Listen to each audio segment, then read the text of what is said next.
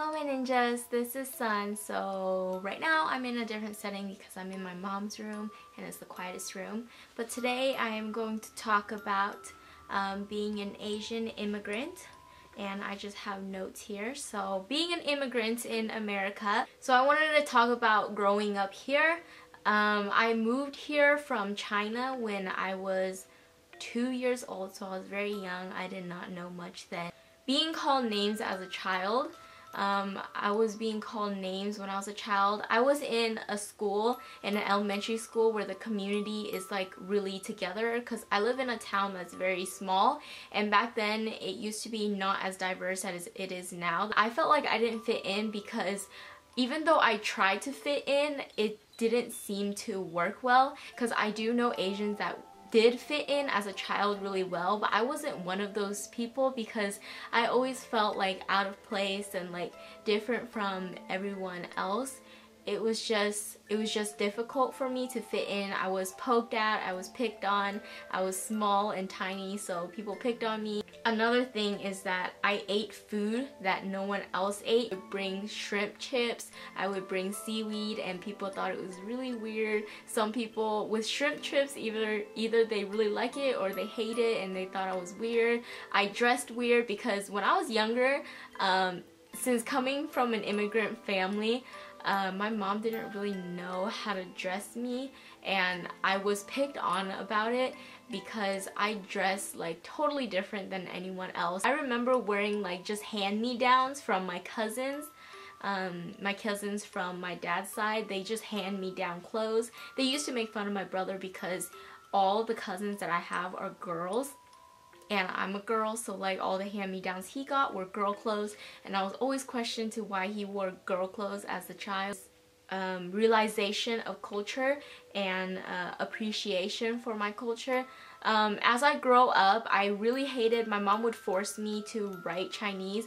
They would be those kind of parents that want you to keep their culture, and as a child I never understood that. I just wanted to know English. I just wanted to fit in with like everyone else did.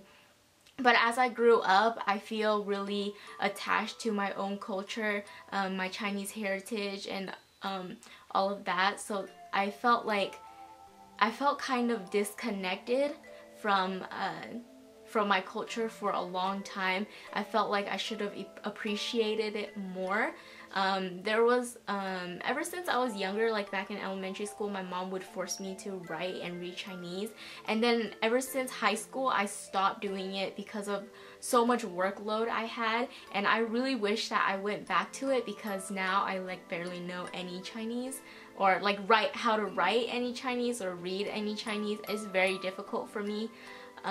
So that's why now I feel like I really appreciate my culture, and I want to be more Chinese than I thought I would want to be. I'm really into the Asian culture. So I realized that I can't fit in because it's not me. Even though I try, I realized that I can't because that's not who I am. So that's a little tip for any immigrants out there. Just appreciate your culture even when you're trying to fit in. I speak 2 languages. I speak Cantonese and English, of course, and people would always ask me to speak Cantonese or like to say a word or like their name or something. You can't really translate names from English to Chinese. But yeah, that was a thing also, speaking 2 languages.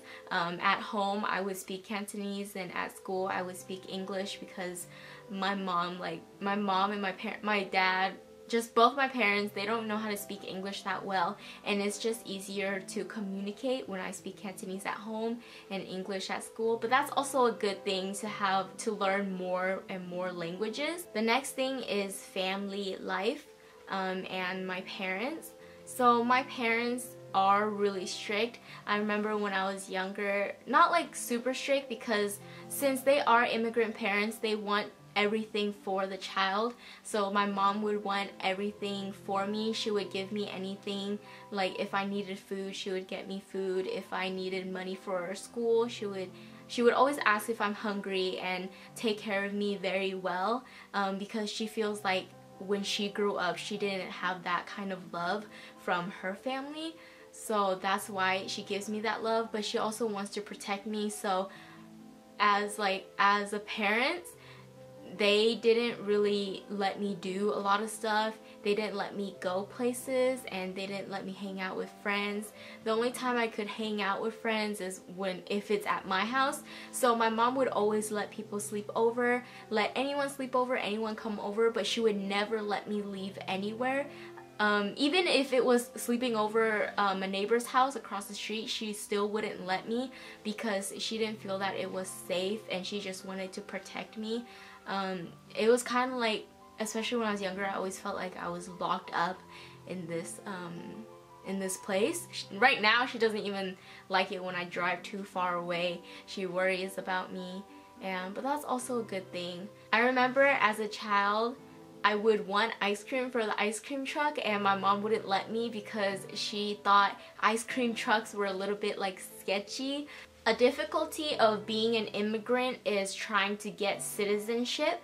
The first time we tried to get citizenship for me, the records were lost in the mail, so we had to redo the citizenship over again, so that could be a little bit of a challenge. But I don't really know much about citizenship since my mom did it for me. The last struggle I have as an Asian immigrant is visiting back home. And if you didn't know, I have not visited China ever since I moved here to America. I've never been back to China. When I was 2, had a plane flight all the way here to America, and we never had the resources to go back. We didn't have the money, we didn't have the time, and my mom didn't know how the process was with the paperwork and the visas and all of that, because she wasn't really familiar with it, and she didn't really know how to communicate with others with it since her English wasn't very well. So that's why it was just difficult. And so for the longest time I never went back to China. But the good news is this year, this summer, in about a month, I am going back to China to visit for the first time seriously in my life, and I'm so happy about it. I'm about to visit like every year or every 2 years. For the longest time my mom only communicated with my aunt over a computer, and even back then they did it over telephone, but it was very difficult to communicate. So everything is like a difficulty with a family over there in China that we have now. But yeah, so that's how it is for me as an Asian immigrant. You know, life is life.